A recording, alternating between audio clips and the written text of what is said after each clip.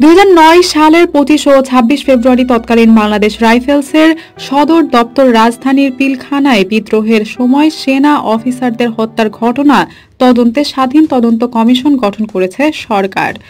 সোমবার বিচারপতি ফারাহ মাহবুব ও বিচারপতি দেবাশিস রায়চৌধুরীর হাইকোর্ট বেঞ্চকে এ তথ্য জানিয়েছে রাষ্ট্রপক্ষ।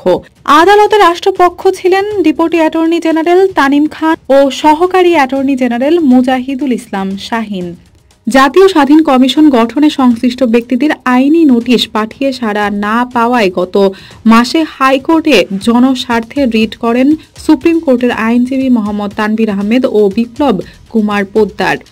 একই সঙ্গে পিলখানা হত্যা মামলায় পুনঃ তদন্ত চেয়ে রাষ্ট্র মন্ত্রণালয়ের করা আবেদন 10 দিনের মধ্যে নিষ্পত্তি করতে নির্দেশ দেন আদালত।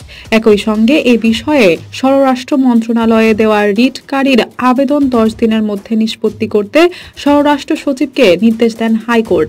রুলে জাতীয় স্বাধীন কমিশন গঠনে সংশ্লিষ্ট ব্যক্তিদের নিষ্ক্রিয়তা কেন বেআইনি ও আইনগত কর্তৃত্ব বহির্ভূত ঘোষণা করা হবে না এবং জাতীয় স্বাধীন কমিশন গঠনের নির্দেশ কেন দেওয়া হবে না তা জানতে চাওয়া হয়েছিল। সেই সঙ্গে 25 ফেব্রুয়ারি শহীদ সেনা দিবস ঘোষণা করতে কেন নির্দেশ দেওয়া হবে না সে বিষয়েও রুলে জানতে চাওয়া হয়। পিলখানায় বিডিআর সদর দফতরে বিদ্রোহের ঘটনায় 57 জন সেনা কর্মকর্তা সহ 74 জন হত্যাকাণ্ডের শিকার হন। এ ঘটনায় প্রথমে রাজধানীর লালবাগ থানায় হত্যা ও বিস্ফোরক আইনে 2টি মামলা হয়। পরে এসব মামলা নিউ মার্কেট থানায় হস্তান্তরিত হয়। সিআইডি দীর্ঘ তদন্ত শেষে হত্যা মামলায় 23 বেসামরিক ব্যক্তি সহ প্রথম 824 জনের বিরুদ্ধে অভিযোগপত্র দাখিল করে। এছাড়া বিস্ফোরক আইনে করা মামলায় 808 জনের বিরুদ্ধে অভিযোগপত্র দেয় সিআইডি।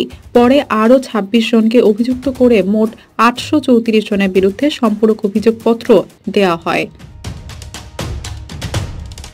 দৌলতে আকন্দ স্মরণ, পিডি আর্কাইভ।